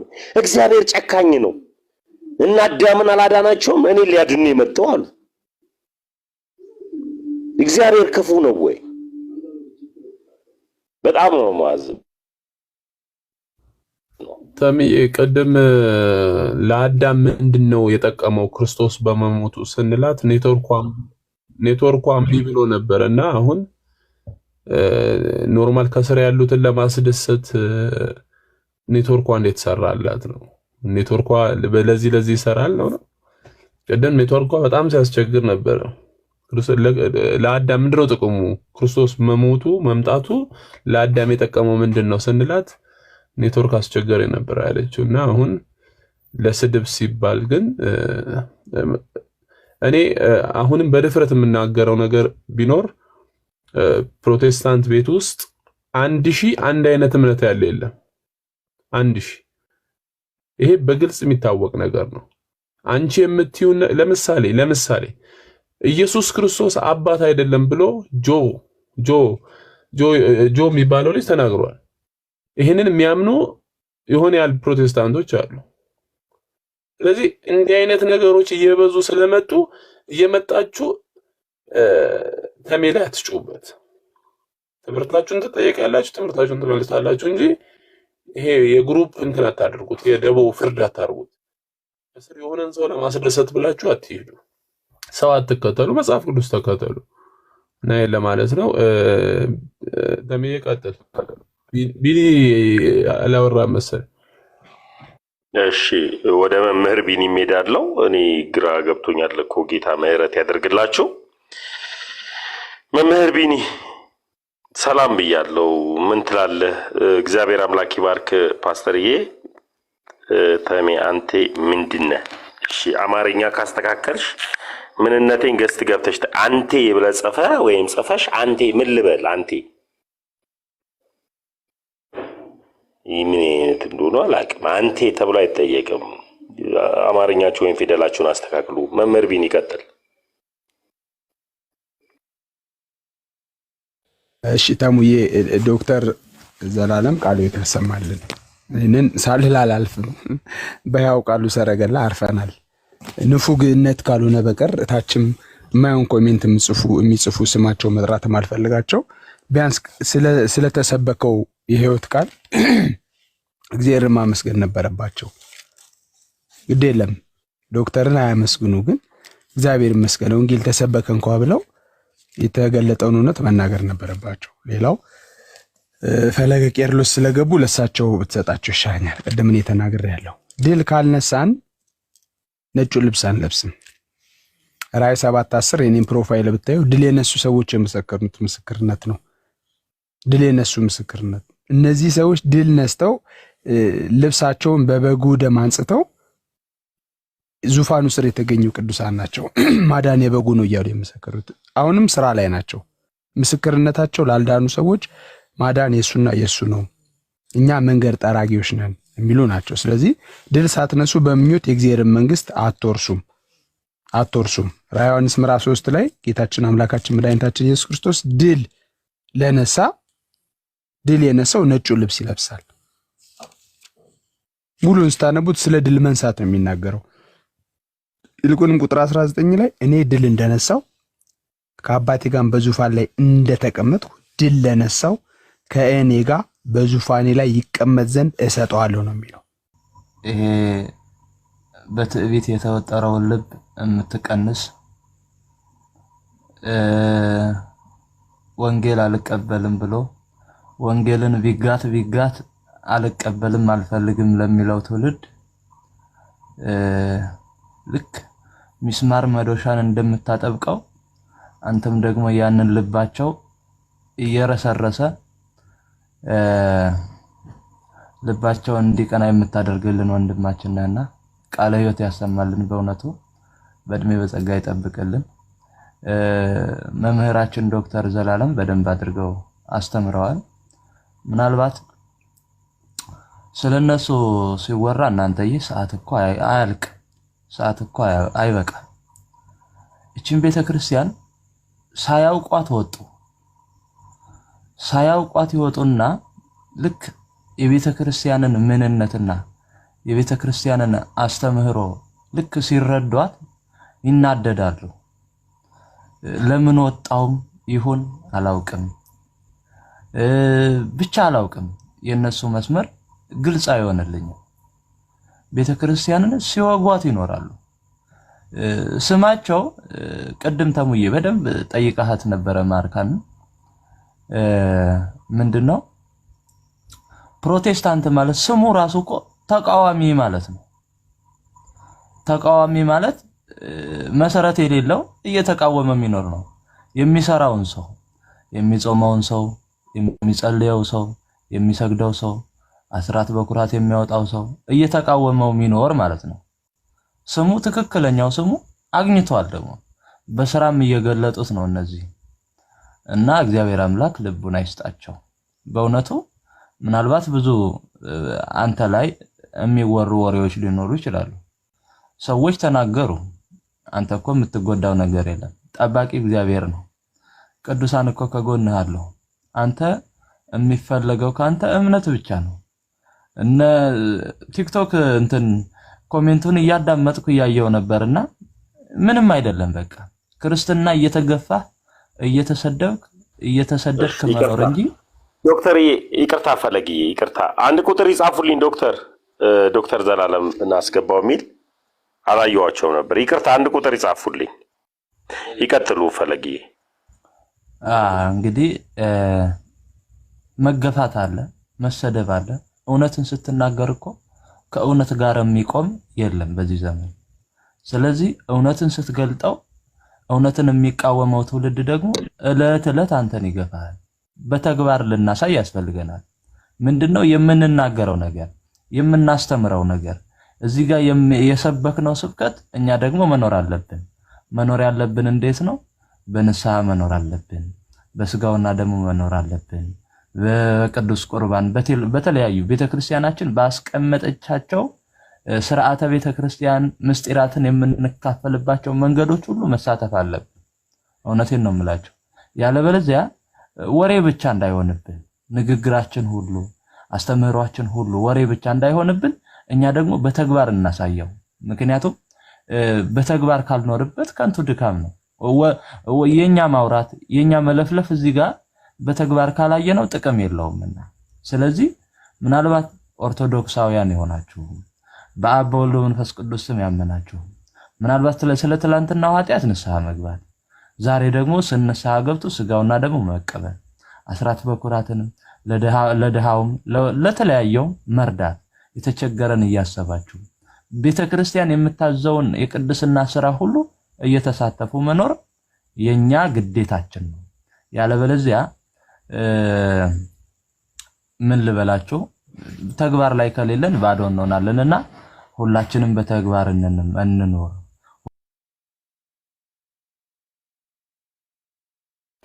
ይሰማል ወገኖች? ይሰማል? ይሰማል።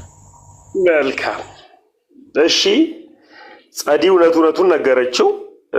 ኤፍሬም ቤቱን ከፍቶ ከሙሌ ጋር ሆኖ ሙሌ ኤቲስቱ ያው ጌታ ይባርከው አልልም፣ ሃይማኖቱን ባቅኖሮ ጌታ ይባርከው ለው ነበረ እና እንደምታዩት ነው እያደረጉ ያሉት። አዳም አልዳነም እያሉ አዳም አልዳነም ማስረጃ የለሽም ነው እያለ ያለው። ናትናኤል ከወንጌል አማኝ ነህ ወይም ከፕሮቴስታንት ነህ? ናትናኤል እኔ ከወንጌላውያን አማኝ ነኝ። እኔም ነኝ። እሺ ተመየ መልካም ናትናኤልዬ፣ እኔም የወንጌል አማኝ ነኝ። እኔ ዛሬ 12 ዓመት አውቀዋለሁ በነገራችን ላይ ማለት ነው። ኤፍሬምን አውቀዋለሁ። ኤፍሬም ባለ ጊዜ ማለት ገና የመጀመሪያ ካሴቱ ሲያወጣ አውቀዋለሁ። እኛ ቤተክርስቲያን መጥቶ ከዘማሪ ቢኒያም ከሚባል ጋር ማገልገሉን አስታውሳለሁ። በዝማሬ አገልግሎት እንጂ የምናውቀው በጥልቅ በሆነ ወይም ደግሞ ስር በያዘ የነገረ መለኮት እውቀቱ የምናውቀው ሰው አይደለም ኤፍሬም ባለ ጊዜ እና አንዳንድ ጊዜ ከመጽሐፍ ቅዱስ የሚቃረን አንዳንድ ሀሳቦች በብዛት አገኝበታለሁ። ለምሳሌ አሁን ቅድም የተነሳውን ሀሳብ እኔ እንደ ወንጌላዊ አማኝ አላምንበትም። ምክንያቱም የአዳም መዳን ጌታችን መድኃኒታችን ኢየሱስ ክርስቶስ አንዱ ወደ ምድር የመጣበት ምክንያትም ለአዳም የገባለትን ኪዳን ለመጠበቅ ስለሆነ አዳም አልዳንም ማለት በጣም ድፍረት ነው ብዬ ነው የማስበው።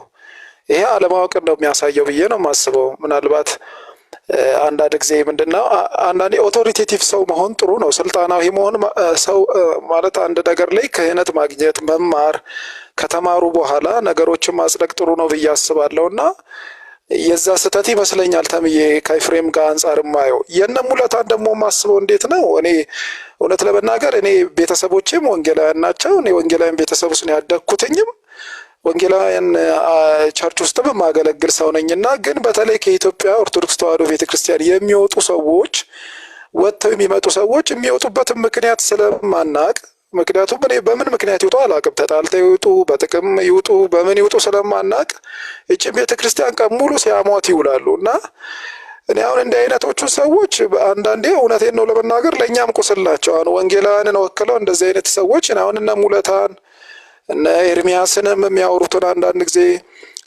ቤተክርስቲያኒቱን በማይመጥን ሁኔታ እንኳን አይደለም ቤተክርስቲያንን የሚያክል ተቋም ሰው ማንኛውንም ተቋም ዘርጥጦ ዝም ብሎ መናገር የለበትም። ስለዚህ አንዳንዴ ምንድነው ማረጋው እኔ የወጡበት ምክንያት በስርዓት መጣራት አለበት ባይ ነኝ እኔ እውነት ለመናገር።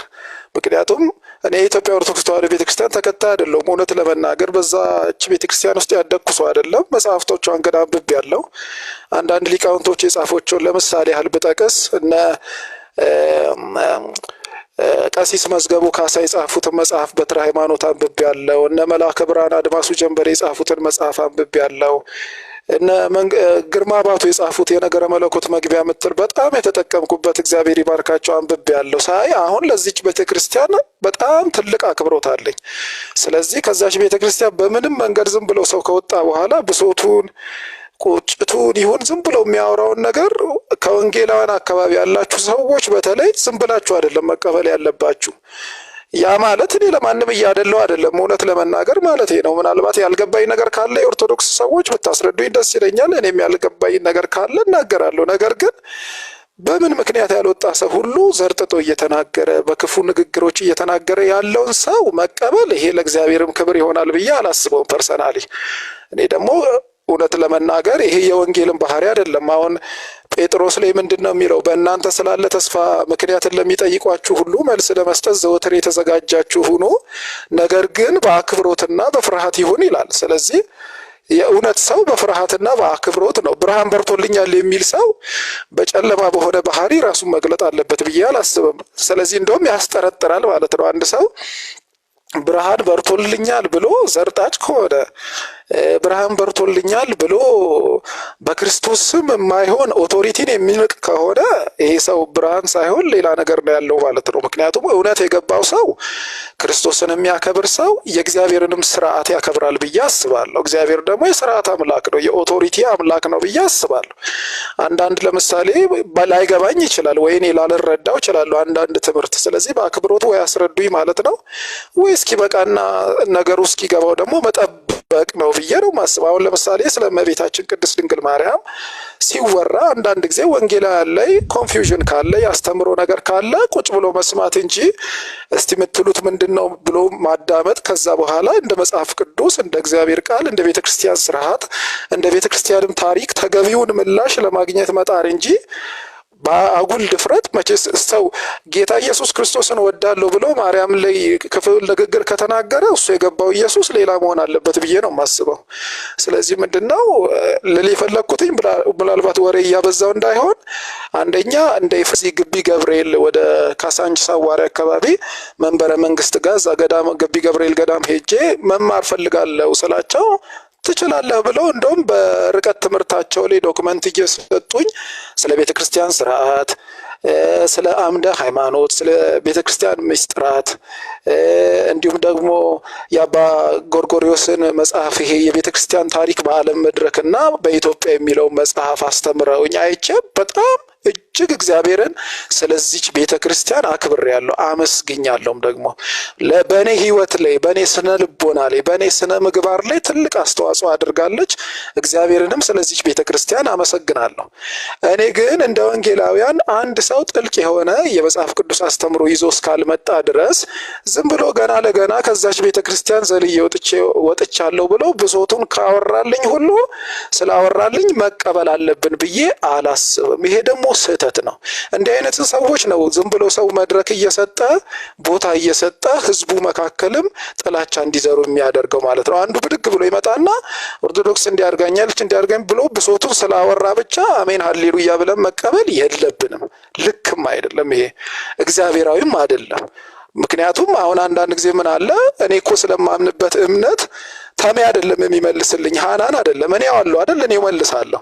አንዳንድ ጊዜ ኦርቶዶክስ ቤተክርስቲያን እንዲህ ትላለች ብለው የሚያወሩት እኮ ሐሜተኞቹ መሆን የለባቸውም። ራሳቸው ባለቤቶቹ ይናገሩ፣ ስለ ራሳቸው እምነት ይመስክሩና አቅም ያለው ሰው ካለ እኔም ማምነው እምነት በሙግት መድረክ ላይም አይረታም ብሎ የሚያሸንፍ ካለ፣ ምክንያቱም ሐዋርያው ቅዱስ ጳውሎስ ምንድን ነው ያለው? ምንም እንኳን እንደ ሰው ልማድ ብንመላለስ እንደ ሰው ልማድ አንዋጋም፣ የጦርቃችን ስጋ አይደለም ነው የሚለው። ምሽግን ግን ይሰብራል። በሰው ሐሳብ ላይ የሚሰለጥነውን እናፈርሳለን ካለ ሐሳብን የማሸነፍ አቅም አለው ክርስትና ካልን ምንም ሌላ ነገር አያስፈልገውም። ሐሜት አያስፈልገውም፣ ብሽሽቅ አያስፈልገውም፣ ጥላቻ አያስፈልገውም፣ አጓጉል ለገሳ አያስፈልገውም። በስርዓት ማቅረብ ይቻላል። አምላካችን ደግሞ እውነተኛ ከሆነ በሙግትም አይሸነፍም ብዬ አምናለሁ ነው። ይሄ ነው የኔ ሐሳብ። ተሜ አመሰግናለሁ ስለሰጣችሁ። ጌታ ኢየሱስ ክርስቶስ ይባርክ። በቃ አሜን። ይሄ ነው እኔም አሜን አሜን። እንደው ጴንጤ እንዳንተ ነው። ዶክተር የምትለው ነገር ካለ በለውና ወደ ዮሐንስ ሄዳለሁ። ተንቢ ይቅርታ፣ እዚች ጋር ብዙ ኮሜንቶችንም እያየው ለኔም ኮሜንት እየተጻፈልኝ ስለሆነ አንዳንድ ጊዜ ሰው እውነትም ማወቅ ሲጀምር ስም የመለጠፍ ልክ ባለፈው አንተ ላይ የተሰራ ቪዲዮ ማለት ነው አይቻለሁ። የሆነ ቪዲዮና በወንጌላውያን ማሊያ ለኦርቶዶክስ መጫወት የሚጀምሩ ሰዎች ተብሎ ስፔሲፊካሊ ስም ተጠርቶ ተመስገን የሚል ነገር ነበር። በተለይም በኦርቶዶክስ ማሊያ ለፕሮቴስታንት ይጫወቱ ከነበሩት ከእንደነ ሚሎስ አይነት አፍ ሲወጣ ሰምቼ በጣም ገርሞኛል። በነገራችን ላይ በጣም ነው ያስደነቀኝ። እናውቃቸዋለን ከ1950 ዓመተ ምህረት ጀምሮ በ2000 ዓመተ ምህረት አካባቢ የፈነዳው የተሐድሶ እንቅስቃሴ በኦርቶዶክስ ተዋሕዶ ቤተክርስቲያን ላይ እናውቃለን በደንብ ማለት ነውና ገብቷቸዋል። ምን እያልኩ ያለው ተንኮሉን የሚያውቅ ሰው ለሌላ ሰው ስም መለጠፍ ይፈልጋል። በቃ እውነትን ማወቅ ስትፈልግ እና ስትጀምር በነገራችን ላይ አታክ ትደረጋለህ። ይህን ሁሉ ማውራው ለምንድን ነው? ናትናኤል ወንድማችን ለእኔም ኦርቶዶክስ ነው መምህር ነው ምናምን እያሉ ወረኛ እያሉ እዚች ጋ አይደለም ወንጌላውያን አይደለህም እያሉ ስም የተሰጠ ነበርና የማያምን ሰው ለማሳመን መሞከር ከኛ አይጠበቅብንም። ነገር ግን እንደዛ ነው ወይ? ኦኬ እንደዛ ነው ወይ? ናቲ ትንሽ እንትን በል። ጋሽ ዘላለም እንግዲህ እኔ እውነት ለመናገር በደዛ አይነት ማሊያ ሳይሆን እኔ በወንጌላውያን ቤተክርስቲያን ውስጥ 2006 ላይ መጋቢ ተደርጌ የተሾምኩ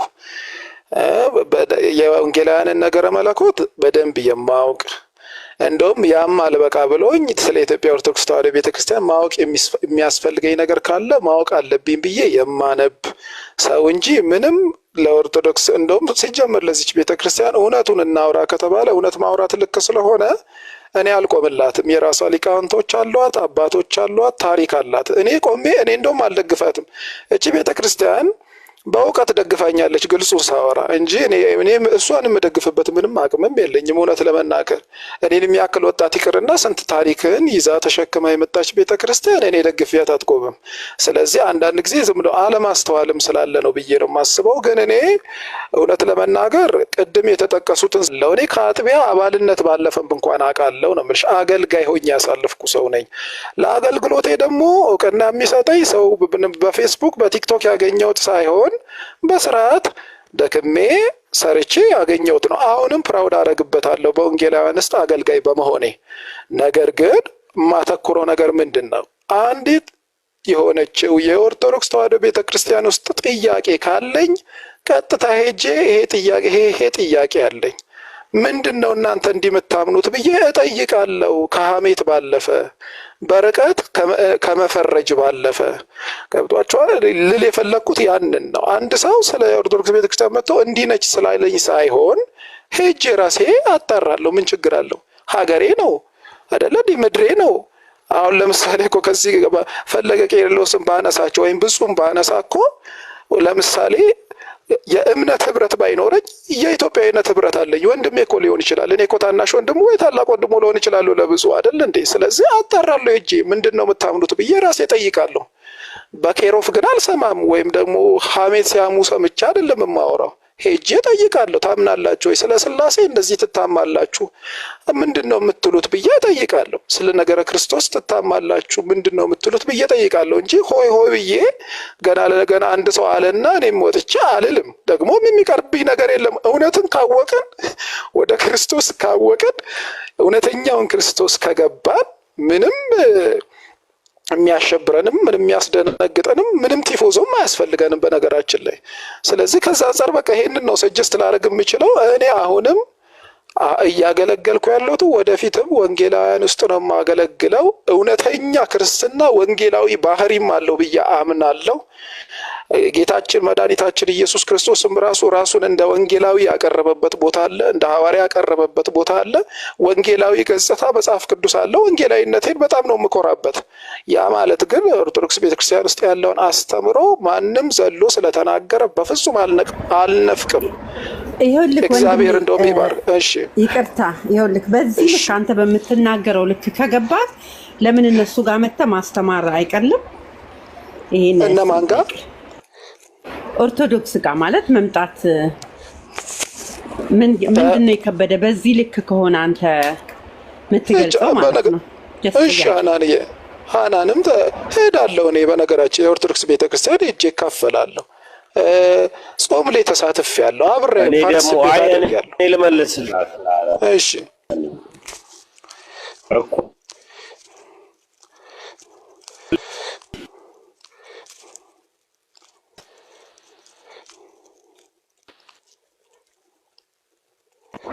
ድምፅህ አይሰማም። ተመስገን ታሚያው ድምፁ የለም። እስከዛ አንተ መቀጠል ትችላለህ። እሺ ታሜ ካላለ በቃ አሁን ሀናን ያንት እሺ ልመልስ እኔ። ምን አለ መሰለሽ ሐናንዬ፣ አንዳንድ ቤት ላይ ስትሄጂ አሁን ለምሳሌ ያክል በዚህ ፕላትፎርም ቀድሞ የመጡ ሰዎች አመጣጣቸው ይወስናል። ምንድነው አመጣጣቸው?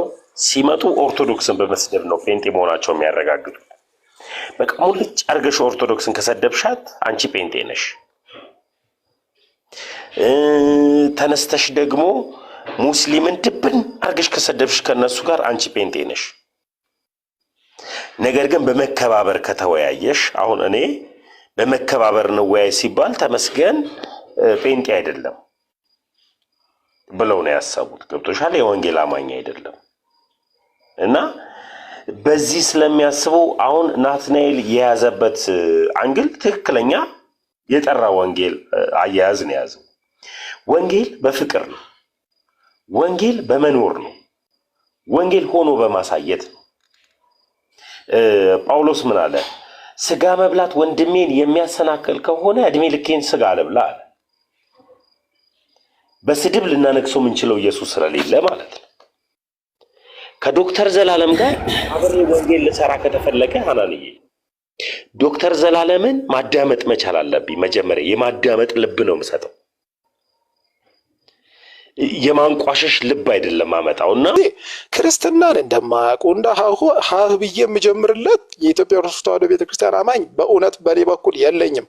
ምናልባት ግን አንዳንድ ጊዜ እቺን ቤተክርስቲያን አላቅም የሚለኝ ለምሳሌ እኔ ወንጌላዊ ሆኜ እንኳን አላቃትም በደንብ የሚል ገጥሞኝ ያውቃል። የኦርቶዶክስ አማኝ ሆኖ እሱ ሲለኝ ምንድን ነው የምለው እኔ አያት ብዬ እሷን ለማጥላላት ሳይሆን የምቸኩለው አይ ገባ ብላ በደንብ አጣራ። እንደውም እንደዛ ነው የምለው፣ በደንብ ተመልከት።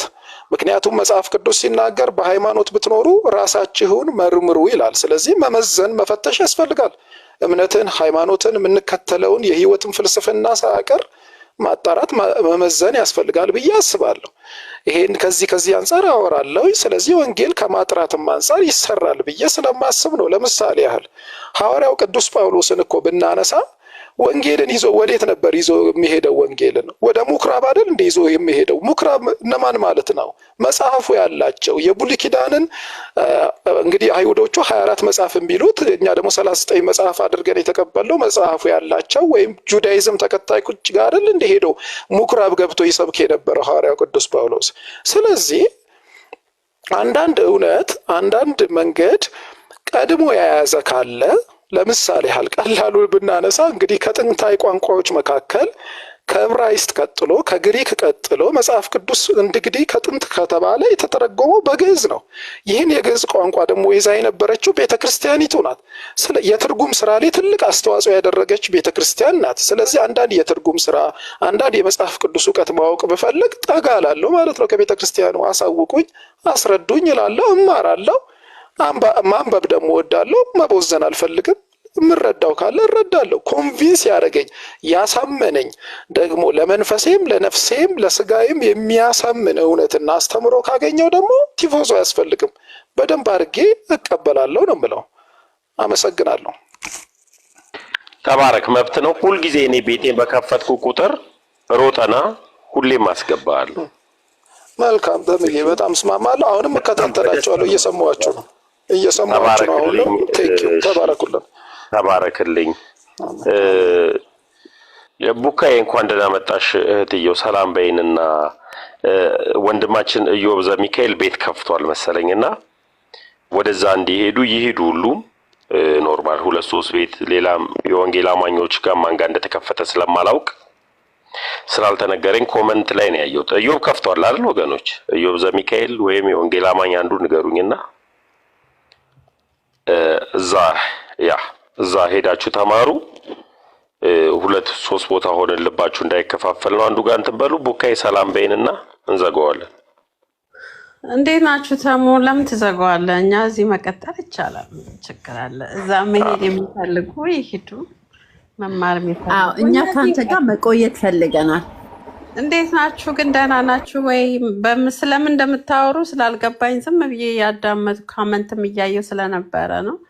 አምላክ እንትን ነው አንዳንድ ቡካዬ እስካሁን ድረስ ስንወያይ የነበረው ረዥም ሰዓት ቆይቻለሁ። በነገራችን ላይ ረዥም ሰዓት ስንወያይ የነበረው አዳም እስካሁን ድረስ ሲኦል ነው ያለው ከሲኦል አልወጣም የሚሉ አዳዲስ ቲክታክ ላይ ደግሞ አዳዲስ መምህራኖች መጡ። የኛ ሰዎች ኢየሱስ ክርስቶስ ተፈጸመ ብሎ አዳምን ከሲኦል አላወጣውም፣ አዳም ሲኦል ነው ያለው ብለው ደግሞ መጡ።